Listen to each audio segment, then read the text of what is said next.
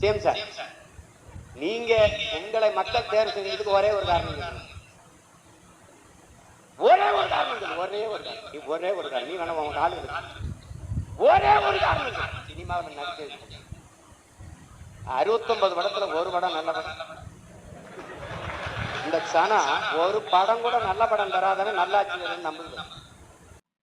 எங்க சீமான் sir, Vijay sir நடிச்ச 69 படத்துல அப்படி எத்தனை நல்ல படம் நடிச்சிருக்காருன்னு கேக்குறீங்கல்ல.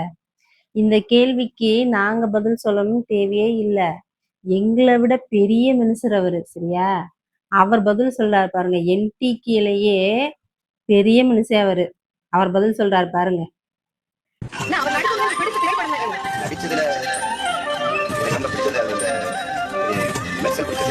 அதுக்கப்புறம் அந்த ட்ரில் அந்த நெல் வீட்டுக்குள்ள அந்த எரிதல் வீசுவாங்க, வீசுவாங்க வீட்டுக்குள்ள முடங்கி இருக்கும்போது அந்த அதுக்கு வெளியில இருந்துட்டு அந்த ஒரு இதை உள்ள வெளியே அது பேசி வெளியில ஒரு பேசுவாங்க.